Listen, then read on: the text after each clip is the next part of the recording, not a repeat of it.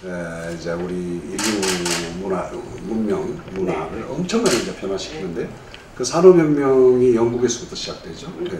1700년대부터 시작했는데 산업혁명을 거쳤던 각 도시를 보면 결국 끝까지 간 도시가 흔하지 않습니다. 산업혁명이라는 것은 그 산업 자체의 그 변화, 흥망성쇠가 있기 때문에 그러니까 우리 울산이 이제 산업을 중심으로 해서 급성장한 도시이기 때문에 지금 우리가 새로운 그 신성장 산업을 많이 개발해서 새로 또 이렇게 보완은 하고 있습니다만 이 자체로서 그 계속 융성을 보장받기는 어렵다. 그러니 문화를 우리가 더 보완하고 옷을 입히고 그렇게 하지 않으면 우리 그 성장 에너지 자체도 한계가 있고 또한 이곳에 사는 우리 울산 시민들의 삶의 질에도 직접 관계가 있다. 그래서 이제 문화 도시 울산, 예술 도시 울산, 또 관광 도시 이렇게 우리가 지향을 해야 되겠죠. 그런 여러 가지 사업들을 지금 우리가 이제 추진하는데 이제 교육까지 포함해야 되거든요. 지금 이제 솔직히 그동안 우리가 너무 산업에 치중하면서 이 분야가 또 취약한 분야이기도 해요. 그래서 저는 앞으로 문화를 많이 보강해야 되겠다. 문화를 보강하는 데 있어서 그동안에 우리 울산의 문화의 핵심이었던 가령 축제라든지 이런 것도 이제 조금 그것도 문화 행사 이런 것도 좀 더 이제 좀 정돈해서 질 높고 그리고 또 외부에서 많이 이렇게 우리 그냥 자체만의 그 소규모 행사가 아니라 외부에서 주목받는 그런 행사들을 많이 하고 싶다 해서 좀 수준도 높이고 관광 산업으로도 연결했으면 좋겠다 이렇게 생각하는데 그동안 우리 울산에서 제일 큰 그 문화 행사 중에는 처형문화제가 있죠. 근데 처형문화제가 그동안 좀 너무 그냥 우리 내부 행사로 그냥 그치지 않았는가.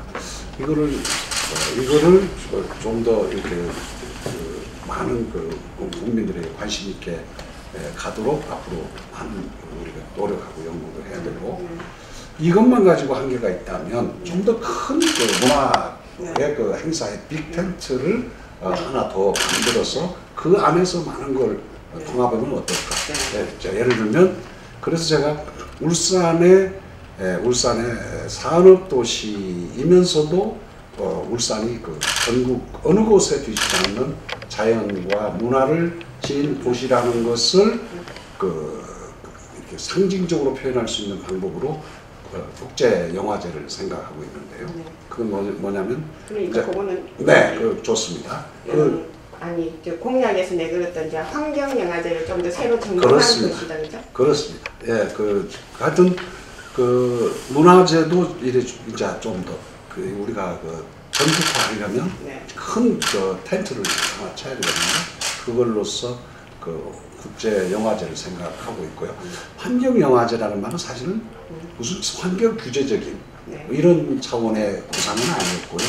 저는 좀 더 소위 에코, 좀 생태적이고 좀 더 자연 친화적인, 그러니까 휴먼 앤 내추, 인간과 자연을 포함하면서 이렇게 문학성까지도 동시에 포함할 수 있는 그런 영화제를 생각한 것인데 환경영화제를 준비하는 과정에서 제가 좀 약간 놀란 것이 핀트가 조금 안 맞다고 생각했죠. 너무 환경규제적인 쪽으로 자꾸만 흘러가는 것을 보고 그러면 한계가 있다 해서 이제 좀 그걸 바꿀 거고요. 근데 시장님 환경영화제도 물론 이제 그런 어떤 한계가 있지만 영화제 자체에 대한 시민들의 의견도 사실은 이제 부산에서 큰 국제영화제를 하고 있고, 제천에서는 음악영화제를 하고 있고, 그리고 또 울산에서 산악영화제가 열리고 있고, 이렇게 주변에 이제 큰 영화제가 있고, 그게 다 잘 된다고 할 수도 없는 상황인데다가, 그리고 울산에 너무 영화와 관련된 인프라가 아예 없다시피 한데, 지금 울산의 몇 개 영화제들, 가령 고래축제에서 하는 영화, 또 산악영화제, 또 반구대에서도 하는 영화제가 있고 이런 것이 전부 다 울산의 자연과 문화와 관계에 있습니다. 그래서 그러니까 울산의 영화제를 자연과 인간 혹은 생태 이를 중심으로 한 그런 영화제의 컨셉으로 잡는다면 산과 바다와 강과 그리고 또 그 문화적인 원료인 반구대, 암각화 이런 것을 묶는다면 조금 하나의 우리 울산다운 영화제를 구상할 수 있다고 생각합니다. 그러면 우리가 영화제를 하면서 같은 동시에 이건 서로 좀 우리가 논의를 좀 이미 하고 있습니다만은 국제환경영화제 안에 산악영화제도 하나의 장르로 넣고 또 그 고래축제를 하면서 고래영화제도 하나 담고 또 암각화 영화제도 하나 담고 해서 그 세계의 각 곳에 있는 그 관련된 이런 영화제들을 모아서 한다면 훨씬 더 우리다운 그러니까 울산의 자연과 생태적인 그 여건을 담을 수 있는 그런 영화제로 키워갈 수 있지 않겠나 하는 생각을 하는 겁니다. 물론 그 과정에 이제 시민들이 참여하는 방법이나 최근에 그 우리 문화 중에 우리 그 선조들을 어떻게 빛낼 것인가에 그 우리가 뮤지컬 같은 것도 우리가 가령 여솔 최연배라든지 이번에 그 마지막 여정 고은 박상진 그 이런 작품의 그 시민 그 참여단 뮤지컬 참여단 100인의 참여단을 참여시켜서 그 기미 3.1운동 100주년 기념 행사에 그걸 올렸는데 시민들로부터 엄청난 호응을 받았거든요.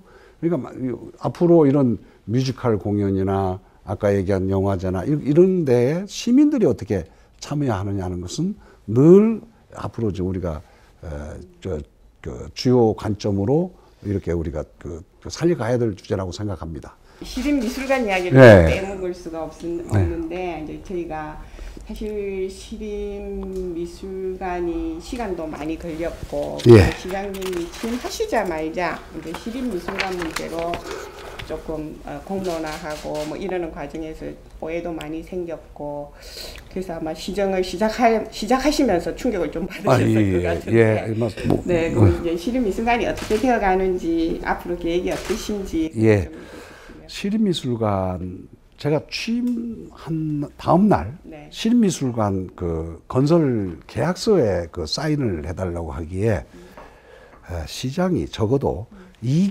사인이 됐을 때 내용도 알아야 되고 이것이 그래도 1,000억 가까이 드는 사업인데 이것이 결과적으로 우리 시민을 행복하게 할 것인지 시민에게 지속적으로 뭔가 남게 할 것인지 아니면 시민에게 짐이 되거나 시민을 계속 비용만 부담하게 하면서 별로 인기 없는 그런 미술관이 된다거나 이거에 대해서는 한 번은 판단해 봐야 되지 않겠느냐라고 해서 한번 좀 며칠간은 내부적으로 보고도 받아보고 토론도 했습니다. 제가 보니까 이 미술관이 뭔가 흑자를 낼 수 있는 많은 국민 혹은 시민들로부터 관심을 받을 수 있는 그런 내용의 컨텐츠에 대한 아무런 깊이 있는 고민이 없다는 걸 알았습니다. 어떻게 해서 그 흥미를 끌고 많은 사람이 모일 것인가는 없고 그래서 도대체 어떤 미술관인가 하니까 현대 미술을 중심으로 한 미술관이에요. 저는 현대 미술관에 대해서 몇 군데 가본 일이 있습니다. 얼마나 그게 전문성과 또 이렇게 뭐랄까 난해한 부분이 많고 대중성 확보하기에는 굉장히 어려운 전문가들 많이 모입니다. 하지만 대중들이 접근하기는 얼마나 어려운가를 제가 좀 압니다. 이걸 그대로 진행해서 정말 매년 관리 유지비 미술품 수집비 이런 것만 계속 들어가고 또 인력도 대거 거기 이렇게 확보해야 되는데 그 많은 인건비 이거를 감당 못할 때 그때 책임은 누가 지는가? 결국 이걸 건립할 때 마지막 사인한 시장이 책임져야 되는 거 아닌가? 그래서 한번 일단 조금 더 고민해 보자고. 잠시 고민해 보자. 한 것인데 잠시 고민한다고 해서 저는 한 서너 달 하면 바로 되는 줄 알았더니 이게 잠시 고민하자고 하는데 이게 지금 생각보다 이게 무슨 뭐 시장이 그걸 고민을 오래 한 게 아니라 절차적으로 이게 무슨 뭐 예산 관계 뭐 이렇게 복잡한 행정 절차 때문에 더 길어지게 되더라고요. 그럼 그동안 뭐 했느냐? 실제로 상당 부분 이 미술관을 어떻게 할 것인가에 대해서 내용적인 고민을 많이 했고요. 현대미술관 그 개념을 좀 넘는 그 기본 개념부터 우리는 많은 지금 내용을 좀 이렇게 더 진전시켜서 어떻게든 울산 시민만이 아니라 국민에게 나아가서는 아까 말씀드렸죠. 동북아의 어떤 단일 권역 그 관광 시대가 열릴 때 중국이나 일본 사람들도 여기에 미술관에 관심을 갖게 할 그 준비를 지금도 하고 있습니다. 방법은 전통 미술관보다는 좀 디지털 개념까지도 가자. 그리고 ICT를 접목해서 디지털화된 그런 것을 접목하자. 그리고 단순히 옛날 고전 작품 걸어놓은 고전 작품이나 무슨 작품을 걸고 그걸 감상만 시키는 것이 아니라 시민들이 참여하고 학생들이 와서 실습도 하고 그리고 교육 콘텐츠를 제공도 하고 하는 좀 새로운 차원의 미래형 미술관으로 가자. 그리고 이런 작업을 하는 데서 우리 힘만 가지고는 안 된다. 해서 좀 더 폭넓게 외부와 이렇게 협력, 좀 교류 협력 관계를 통해서 처음부터 이 미술관을 좀 국제화하자 하는 노력을 현실적으로 하고 있습니다. 그래서 영국입니까? 그래서 영국에 출장 갔습니다. 그렇습니다. 그런데 지금 그 문제에 관해서는 그쪽하고 이미 어느 단계까지는 비밀을 유지하자는 아주 중요한 협약이 있었습니다. 그래서 그 문제는 우리가 조금 뭐랄까요? 이렇게 대외적으로 공표했을 때까지 참고 좀 이렇게 좀 봐달라. 그러면 언젠가 그것이 좀 구체적으로 무르익어서 좀 오픈해도 될 만한 그때 시민에게 내보이겠다. 운영 방식의 문제에 대해서 고민을 더 많이 하고 있다는 건데. 운영 방식만이 아니라 처음 건설할 때부터 컨텐츠, 이 개념을 저는 그렇게 봅니다. 울산의 반구대 암각화라는 거는 동양적 관점에서는 이게 하나의 미술의 원형이다. 그러니까 우리 울산이 세계적인 미술의 발상지의 개념으로 가자. 그러면 우리 미술관은 반구대 암각화로부터 시작하는 동양적인 것, 특히 동양적인 것 중에 한국적인 것을 많이 담고 또 우리 지금 울산 산업이 미래 첨단 산업을 지향하는데 특히 뭐 수소라든지 이런 거를 이 미술관에 새로 담자. 제가 일본의 모리 바쁜 출장 기간에 모리 디지털 아트 뮤지엄 동경의 가장 최첨단 디지털 미술관을 가본 이유가 그것 때문입니다. 좀 더 우리는 그것을 뛰어넘는 어떤 울산의 컨텐츠를 여기다 결합시킬 방법이 없을까? 정말 고흐의 작품이 춤추고 학생들이 나비를 그려서 넣으면 그 작품 속에서 날아다니고. 그러니까. 그게 컨텐츠가 됩니까? 아니요. 작품입니다. 하면 됩니다. 아니요. 그거를 실제로 가서 보면 웅대합니다. 그거 우리가 그런 거를 우리 미술관에 결합할 방법이 있는지. 디지털 미술. 요새 이제 유행하는 디지털 미술이죠. 이제 그걸 좀 더 체계적이고 그리고 학생들 교육용으로도 전국화할 수 있는 길이 없는지 그런 것까지를 모색해 보는 겁니다. 그러면 가장 원형적이고 고전적이고 뭐랄까요? 원류적인 그거를 우리 울산이 주창하고 미술관의 뿌리가 여기에 있다는 걸 주창하고 그리고 가장 미래 첨단적인 것도 결합시키면서 중간 그러니까 미술의 세계를 좀 어느 한 특수 분야만 담는 게 아니고 저 시온에서부터 미래까지 가면서 이 중간 것에 이거를 어떻게 하면 외부에서 좀 작품들을 많이 뭐랄까요, 꼭 사서 그냥 우리 걸로 하는 게 만이 아니라 그거는 동양적인 걸로 많이 하면 되고, 이거는 로테이션 시키면서 협조를 받아서 얼마든지 전시하고 또 바꾸고 할 수 있지 않겠느냐라는 그런 생각입니다. 그러니까 근대적이고 근현대적인 그 문화 콘텐츠는 외부 협력을 좀 우리가 잘 활용하자. 너무 작품 하나 물어보니까 100억이 넘는다고 그래요.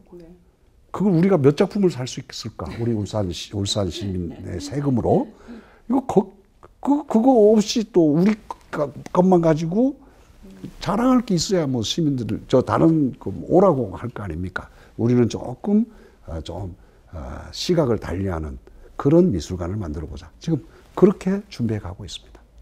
그 콘텐츠에 맞게 외부적인 그 설계를 이거를 당장 다 뜯어볼 수는 없지만 그 안에 이거는 우리의 그 생각을 담아서 그거에 맞춰야 될 거 아닙니까? 안 그러고 원래 계획도 다 지어놓고 이걸 또 거기에다 콘텐츠를 정해놓고 또 뜯어 고치려면 이건 또 오히려 시간을 좀 더 갖고 고민하고 그 내용에 맞게 이 미술관을 지금 뭐 시민들이 기다리는 거는 사실은 이제 미술관의 착공. 아마 금년 7월 초쯤이면 아마 가능할 거라고 봅니다. 조금 더 이제 관광 쪽으로 조금 한번 가볼게요. 지금 오늘 우리 신문에 또 동구 대왕항 케이블카가 나왔는데, 진도가 좀 나간 것 같아요. 저는 솔직히 그냥 업체가 이렇게 이제 첫 이렇게 사업 계획서를 이제 냈다고 저도 들었어요. 그런데 이제 계획서를 내면 이제 우리는 그걸 바로 계약하는 건 아니고요.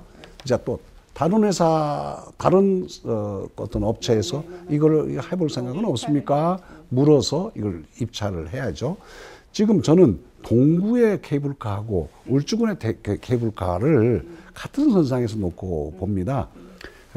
울주군의 그 케이블카 사업이 영남 알프스 뭐 행복 케이블카라고 추진되다가 그게 제가 취임하기 한 열흘 전에 그 환경부에서 그 환경적으로 불가하다 하고 그 거부 처분이 와서 그게 중지가 됐지 않습니까?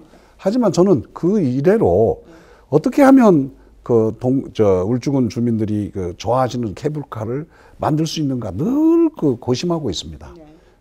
우선 환경적으로 문제가 없고, 경제적으로 이렇게 앞으로 지속 발전 가능한 그런 케이블카 노선을 어떻게든 찾아서 이렇게 사업이 되도록 해야 되겠는데, 최근에 지금 아직 외부에 드러나지는 않지만 그런 활동들, 그런 노력들이 일부가 지금 이게 허가권은 어디까지나 울주군에 있습니다.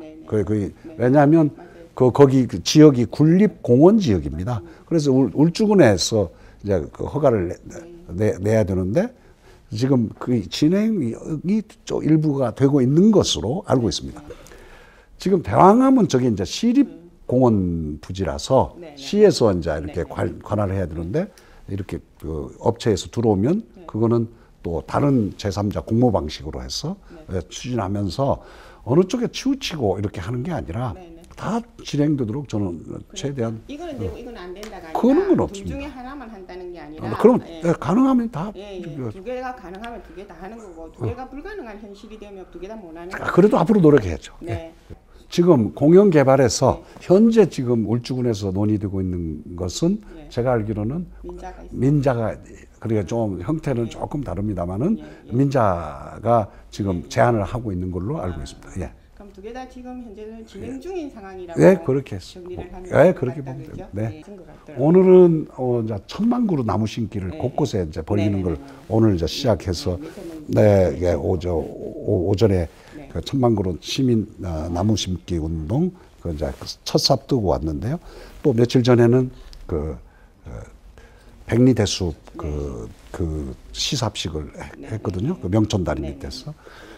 이제 그것도 결국은 시민 참여형입니다. 시민들이 개인으로도 앞으로 이렇게 우리 가족이 뭐 10그루의 대나무를 어디다 심고 싶다 하고 신청하면 그 지점도 지정해주고 참여 정도에 따라서 신청하는 내용에 따라서 뭐 심고 관리만 하겠다면 그렇게도 해주고 거기 표찰도 만들고 그리고 각종 뭐 라이온스 로타리 클럽, 라이온스 이런 단체에서 우리는 여기까지 이렇게 하고 싶다.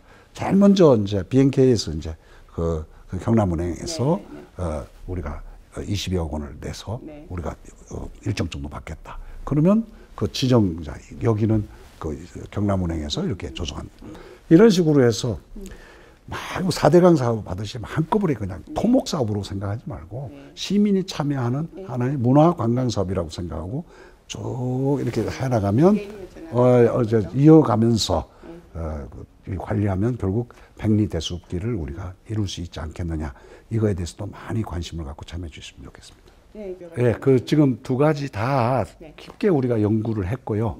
그러니까 그 대나무도 다양한 여기는 조망권 확보가 필요하다고 하는 데는 크지 않는 대나무. 그러니까 조망권을 방해하지 않는 대나무 종류로 하면서 설명을 다 하고요. 대나무가 엄청난 종류가 많습니다. 그거를 잘 활용해서 조망권도 확보하고요. 또 인위적인 그걸로 해서 혹시 뭐 강의 흐름을 방해하거나 이런 것도 있는데 사실은 인위적이지 않는 그 숲 조성 사업은 없습니다. 없는데 가능하면 그 강의 큰 흐름이라고 하는 원래의 그 뜻은 이렇게 훼손하지 않게 이게 워낙 그 고수부지가 넓고 그러니까 어느 곳은 강 저 밖에 뚝 있는 데다 이렇게 심으로 해서 인위적인 뭐랄까 조성 행위로서 무슨 훼손이 안 되도록 하는 거 하고요. 그것도 다 이렇게 우리가 용역을 통해서 다 지금 제가 뒤에 시민과 함께하는 백리대숲 저게 지금 하나의 그림으로 이렇게 나와 있는데 저 정도가 아니라 하나의 책으로 나올 정도로 백리의 이렇게 계획이 어느 정도 이렇게 용역을 통해서 나와 있습니다. 크게 그러니까 우려하시는 것도 우리가 충분히 감안해서 해 나갈 것입니다. 시장님 그럼 처음부터 이까지 어쨌든 대나무가 100% 이어지는 거예요? 그건 아니죠. 그럴 수가 없습니다. 그래서 하면서 전체적으로 하나의 또 백리라는 거죠. 그래 그러면 그 가운데 가지 그 스토리텔링을 담고 또 종교적으로도 이게 참 그 그리스도교나 또 천도교나 불교나 다 여기 안에 그 태화강 백리 대숲 속에 사연이 있습니다. 그거를 또 뭐랄까 그러니까 사색과 명상의 그 순례길의 개념으로도 삼을 수도 있다. 그거는 이제 각 종교의 자율에 맡기는 것이고요. 일반 시민들은 각 곳에 이제 뭐랄까요 특성에 맞는 그런 길로 가는 거고요. 외부에서 볼 때는 진짜 울산 가면 그걸 40km 백리를 그 대나무로 이렇게 연결한 하나의 명품으로 이렇게 심볼라이즈 할 수 있다는 거죠. 예, 제가 이제 이 동북아 크루즈를 저는 생각하고 있습니다. 이게 크루즈를 제가 이렇게 또 관심을 가지고 보니까요, 몇 군데가 있습니다. 저기 알래스카 크루즈가 있고요. 그리고 또 카리브해 크루즈가 있고요. 그리고 지중해 크루즈가 있고 저쪽에 북해 그러니까 스칸디나비아 그쪽 북해 쪽에 크루즈가 있는데 앞으로 우리 그 세계의 그 경제 또 혹은 그 문화 또 관광 이런 중심이 상당히 동북아로 모인다는 게 제 생각입니다. 미래에 대한 제 평가는 동북아 그러니까 저쪽 동북아 하면 중국과 한국과 일본 그리고 러시아를 아우르는 그런 하나의 어떤 권역. 이 권역이 경제적으로도 힘이 많이 이쪽으로 모이고 그리고 또 이제 관광이나 이런 어떤 문화 활동이나 이런 것도 많이 이쪽으로 모일 것이다. 거기 한 가운데 우리 대한민국이 있다. 저는 그 지도를 거꾸로 이렇게 보면 우리 대한민국이 그동안 반도라는 것 때문에 늘 침략받고 서름받고 지금도 어려움을 당하고 있지만 이걸 역으로 앞으로 세계 중심이 될 운명 같은 게 우리 대한민국에 있다. 저는 역으로 그런 생각을 갖거든요. 예, 세계 우리가 남북 관계 평화만 어느 정도 이루면 세계 수도 그 평화 수도가 우리 한반도가 될 수 있다는 게 저는 믿음인데요. 그런 관점에서 볼 때 그 동북아 크루즈는 이거는 앞으로 머지않아서 필연적으로 온다고 저는 봅니다. 그때를 대비해야 되는데 지금 그 크루즈라고 할 때 저는 장기적인 관점에서의 크루즈가 있고 단기적인 크루즈가 있습니다. 지금 단기적인 크루즈 관점에서 보면 현재 우리 울산 항만 부두를 이용해도 얼마든지 그 소규모 크루즈선들이 될 수 있고 그리고 또 우리가 거기에 또 간이 그 출입국 관리 이런 거 다 할 수 있습니다. 그거 다 조사해 봤습니다. 충분히 가능합니다. 그러니까 지금 단기적으로는 이렇게 몇백 명 정도 그런 거는 걱정 안 해도 됩니다. 지금도 누구 오겠다 하면 하는데 지금도 1년에 한 5번씩은 오고 있는데 이게 점점 늘어날 거라고 저는 봅니다. 근데 문제는 앞으로 몇천 명 단위 그러니까 10만 톤 넘는 크루즈선들이 이 동북아를 이렇게 다니는 날이 올 거라고 보는데 가령 뭐 저 상해, 홍콩 뭐 이렇게 해서 부산 그 다음에 뭐 여수, 부산 뭐 이렇게 해서 울산이 싹 빠지고 이렇게 저 포항 이렇게 동해로 가면 이건 우리 울산은 완전히 그냥 이거 바보 아니냐. 울산의 관광 자원이 의외로 많다. 산업 자체도 이거 중요한 관광 자원이거든요. 세계 최고의 뭐 자동차 공장, 세계 최고의 조선소 이런 것도 다 관광 자원이고 또 뭐 반구대 안각과 뭐 태화강 뭐 영남 알프스 이 엄청난 관광 자원을 가지고 여기 동북아 크루즈에 우리 울산을 싹 빼고 간다. 이거는 우리가 가슴 아픈 일이죠. 저는 그래서 지금부터 미래 10년, 20년 뒤에 올 그 동북아 크루즈 산업에 울산이 빠지지 않도록 준비해야 되는데 우선 크루즈 이게 지금 준비한다고 해도 10년 이상 걸려야 됩니다. 왜냐하면 해양수산부의 항만 기본 계획에 크루즈 항 기본 계획에 그것도 안 들어가 있어요. 지금 없어요. 그런 것부터 준비하자는 겁니다. 그런 것부터 준비해서 크루즈를 기항할 수 있는 항구를 미리 계획에 넣고 그리고 서서히 이제 가령 외곽 순환 고속도로가 경부 고속도로에서 강동까지 뚫린다고 할 때 10년 안 걸릴 겁니다. 그때쯤에 우리 울산에도 크루즈항이 새로 그 어떤 동해 바다에 그 10만 톤 혹은 뭐 15만 톤 이런 크루즈 그 선박이 기항할 수 있는 걸 준비하지 않는다면 우리는 분명히 후회하게 될 겁니다.